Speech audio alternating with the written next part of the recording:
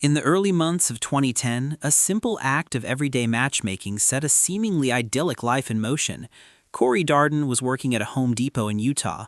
A coworker there, Linda King, watched the interactions of a friendly, regular customer named Eric Richens. Linda also noticed that her colleague, Corey, had caught Eric's eye. With a bit of deliberate orchestration, Linda sent Eric to Corey's checkout register, creating the first point of contact. This wasn't a random encounter, it was a curated introduction, one that Linda would later say felt perfectly right. Eric, the customer, was already a known and liked figure, a local from a prominent Summit County family, building his own successful stonemasonry business. Corey, at her register, was the bright, engaging young woman who had captured his attention. That initial facilitated meeting blossomed into a relationship that moved quickly. They dated, fell in love, and embarked on a life together that looked, from every exterior angle, like a modern fairy tale. They married. They built a family in the picturesque mountain town of Camas, Utah, near the famed ski resorts of Park City. Eric's business thrived. Corey pursued a career in real estate. They welcomed 3 sons into their world, and for nearly a decade, the public narrative was one of a perfect partnership.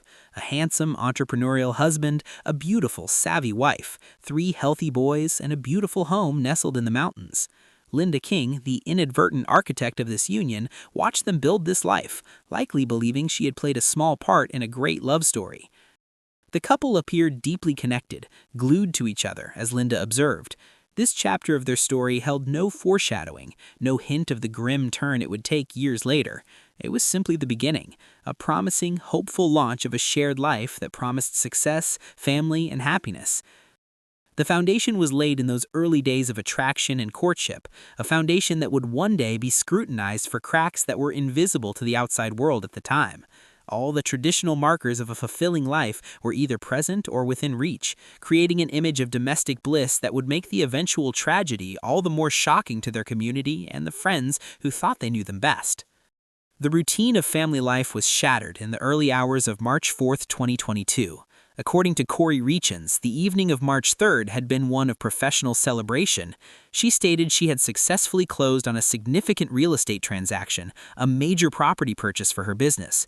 To mark the occasion, she told investigators she prepared a cocktail for her husband, Eric, in their kitchen. It was a Moscow Mule, traditionally served in a distinctive copper mug. She said Eric took the drink upstairs to their master bedroom, where he consumed it while sitting in bed. Later, she recounted, she went to sleep in one of her children's bedrooms after the child experienced a night terror. She was very specific on one point. She left her personal cell phone behind, plugged into its charger on the nightstand in her own bedroom. In the deep quiet of the night, at approximately 3 a.m., Corey stated she returned to the master suite. What she found was not her sleeping husband, but a scene of crisis. Eric was on the floor, positioned at the foot of their bed. She later described him as unresponsive and, alarmingly, cold to the touch. It was at this moment, at 3:22 a.m., that the 911 call was placed, summoning Summit County Sheriff's deputies and emergency medical services to their Camas home. The responders arrived to find a grim tableau. Eric Richens, a seemingly healthy and robust 39-year-old man, was deceased. Officers immediately noted a disturbing physical sign. A copious amount of blood had issued from Eric's mouth, a fact they observed was inconsistent with typical CPR efforts which Corey claimed to have attempted. Despite emergency workers trying to resuscitate him on the scene, Eric was pronounced dead there in the home. The suddenness of it was bewildering. Corey's initial explanation to authorities included the possibility of a bad reaction to a THC gummy, suggesting an accidental, tragic incident. The home, so recently a place of supposed celebration, was now an active death investigation scene, the quiet mountain night replaced by the solemn procedures of law enforcement. This was the pivotal moment where a private tragedy began its transition into a public mystery, setting in motion an inquiry that would soon look far beyond a simple accident. The official story of a celebratory night had ended in a chilling and unexplained death. In the immediate aftermath, the official process to determine a cause of death began. An autopsy was performed, a standard procedure for such a sudden and unexplained passing.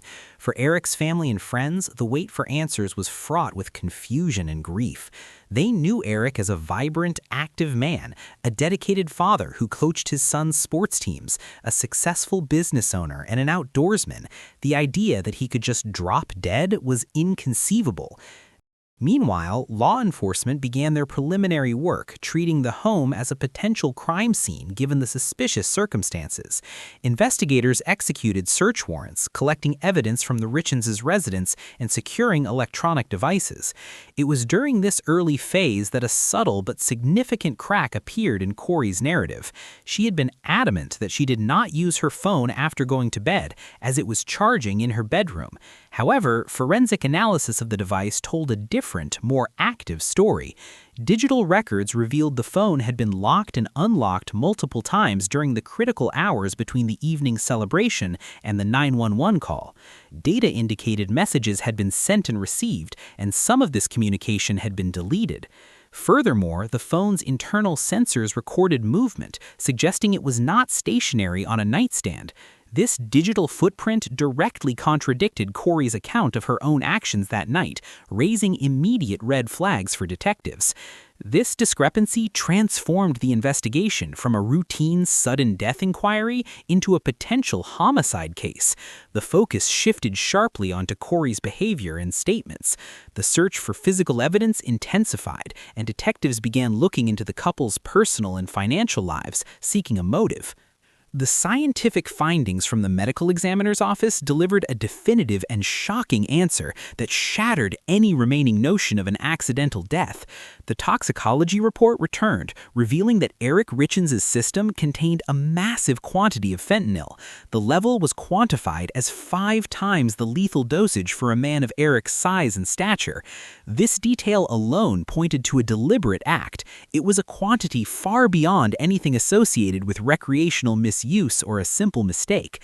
The medical examiner provided further critical context, noting the fentanyl was determined to be illicit in nature as opposed to pharmaceutical grade, suggesting it originated from the street drug market. Perhaps most tellingly, based on the analysis of Eric's stomach contents, the examiner concluded the deadly substance had been ingested orally, meaning he had swallowed it. This method of administration aligned perfectly with Corey's account of making Eric a drink, but it ruled out many alternative scenarios. This official conclusion transformed the case entirely. Eric Richens had not died from a brain aneurysm, a heart condition, or a bad reaction to a legal substance, as some initial speculation had suggested. He had been poisoned. The investigation now had an official cause and a method: homicide by oral ingestion of illicit fentanyl. This concrete evidence provided a clear direction. Detectives now needed to answer 2 parallel questions: who had access to such a dangerous street drug, and who had the opportunity to administer it to Eric in a drink or food? The focus intensified on Corey's recent activities and associations. It also cast a horrifying new light on the Valentine's Day incident weeks prior, where Eric had fallen violently ill after eating a sandwich. That event was no longer a mysterious allergy scare. It now appeared to be a potential failed attempt using the same deadly method. With the cause of death confirmed as a deliberate fentanyl poisoning, investigators urgently needed to trace the source of the lethal pills. Their focus turned to Corey Richens' associations and communications. Through diligent detective work, they identified an acquaintance of Corey's, a man with a documented history of drug distribution offenses. This individual, referred to in court documents by his initials CL, became a pivotal figure. Detectives interviewed CL on May 2, 2023. His statement provided a damning timeline of transactions. He told authorities that sometime between December 2021 and February 2022, Corey had first contacted him via text message. Her initial request, he said, was for prescription pain medication, which she claimed was for an investor suffering from a back injury. CL acquired hydrocodone pills from his own dealer and left them at a house Corey owned and was renovating in Midway. She left cash for him as payment. This established a channel. Then, CL stated, Corey's requests escalated. Roughly 2 weeks after the first transaction, she contacted him again. This time, she specifically asked for fentanyl, telling him she needed something stronger and using the chilling phrase, asking for some of that Michael Jackson stuff. On February 11, 2022, CL arranged for 15 to 30 fentanyl pills from his dealer. He told police Corey came to his home in Heber City to retrieve them, paying him $900 in cash. This purchase occurred just 3 days after the Valentine's Day incident where Eric fell violently ill. CL's account didn't end there. He stated that after Valentine's Day, Corey contacted him once more, requesting another $900 of fentanyl pills. On February 26, 2022, he again procured the drugs and, following her instructions, left them at the outdoor fire pit of her Midway property. She told him she would leave the cash in the same spot. This second fentanyl purchase was completed just 6 days before Eric was found dead. CL's testimony gave the investigation its roadmap, directly linking Corey to the procurement of the exact type of illicit drug that killed her husband, not once but twice in the weeks immediately preceding his death. Behind the public facade of a successful marriage, a very different private reality was unfolding, one characterized by deep distrust and financial maneuvering. Interviews with Eric Richins' family and friends painted a picture of a man who was deeply unhappy and increasingly fearful in his own home. He had confided in multiple family members, expressing a specific and chilling suspicion. He believed his wife, Corey, might kill him for financial gain. This was not a passing worry, but a serious concern that drove him to take concrete legal action to protect his assets and his children. In the period before his death, Eric moved decisively.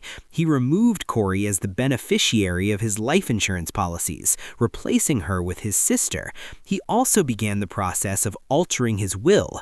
Furthermore, he transferred the family home and his share of the lucrative stone masonry business into a trust, a legal structure designed to safeguard those assets for his 3 sons. These steps clearly indicate he was moving toward a divorce and was intent on ensuring Corey could not access the wealth he had built. The financial tension had a specific focal point, a massive, unfinished mansion that Corey was determined to purchase for her real estate business. The property, a 22,800 square foot estate, was listed for $2 million, but Eric viewed it as a money pit and was adamantly opposed to the deal. Family told police he planned to finally tell Corey they would not be buying it. Notably, Corey told investigators the celebration on the night of March 3rd was for closing on this very property, a closing that in reality had not yet occurred. This financial conflict provides a clear potential motive. If Eric divorced her, Corey would be cut off from his wealth due to his recent legal moves. If he died, however, she might still have a claim, especially if she could invalidate the new will or trust. In the days and weeks following Eric's death, Corey Richins' actions presented a stark duality. Private maneuvers clashed with a carefully crafted public image of grief. The day after Eric died, on March 5, 2022, she proceeded to sign the closing papers for the contentious $2 million mansion, the very property Eric had opposed. That same day, she hosted a gathering at her home. Attendees and witnesses would later described this event to investigators not as a somber gathering of mourners, but as a large party where Corey was drinking and celebrating. During this event, a physical confrontation occurred between Corey and Eric's sister, who had come to the home. This incident underscored the immediate fracture between Corey and Eric's family. Around this time, Corey also learned a critical fact. Eric had legally cut her out of his will and the estate trust. She was now financially unstable, facing a future without access to the family's wealth, which was valued at over $3.6 million. Her response was litigious. Just weeks after Eric's death, on March 28, 2022, she filed a lawsuit against Eric's sister, seeking control of the estate. She claimed a prenuptial agreement from 2013 entitled her to the assets and accused Eric's family of unjust enrichment. Concurrently, Corey began constructing a very different public identity. In April 2023, almost a year to the day after Eric's death, she published a children's book about grief titled Are You With Me? She dedicated the book to her amazing husband. She gave interviews on local television and radio, speaking tearfully about the difficulty of her loss and explaining that writing the book was a therapeutic process for her and her sons. She presented herself as a resilient widow, channeling her pain into helping others, speaking of keeping Eric's spirit alive in their home. This calculated publicity campaign occurred while the homicide investigation was actively building around her. The tension between Corey Richards's public narrative and the evidence amassed by investigators culminated on Monday, May 8, 2023. On that day, deputies from the Summit County Sheriff's Office arrived at her home and placed her under arrest. The charges were severe and specific: 1 first-degree felony count of aggravated murder and 3 second-degree felony counts of possession of a controlled substance with intent to distribute. This marked the official legal end of her story as a grieving widow and author, and the beginning of her formal defense against the state's allegations.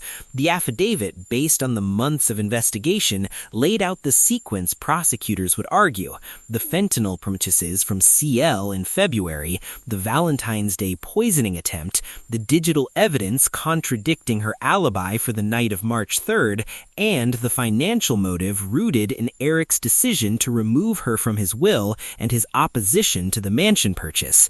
Her detention hearing was set for May 19th, where a judge would determine if she posed a flight risk or a threat to the community, deciding whether she would remain in jail pending trial. Corey pleaded not guilty to all charges. Her defense now faces the task of countering a substantial case, including a cooperating witness, forensic digital evidence, and testimony from Eric's family about his fears. The trial will be the final arbiter, determining whether the series of events constitutes a tragic coincidence or a premeditated plan for murder. For Eric's family, the arrest was a step toward accountability for a man they describe as a devoted father and brother, whose own premonitions about his fate tragically came true. The story that began with a hopeful introduction now awaits its conclusion in a courtroom. Her trial for the murder of her husband, Eric Richards, is currently scheduled to begin in February 2026. For those of you that want an update on her trial, let me know in the comments so I can schedule an update next year when her trial begins. If you enjoyed this piece, do well to leave a like, as well as subscribe to the channel if you enjoy true crime contents like these. Stay well and stay safe. I will be seeing you on our next episode.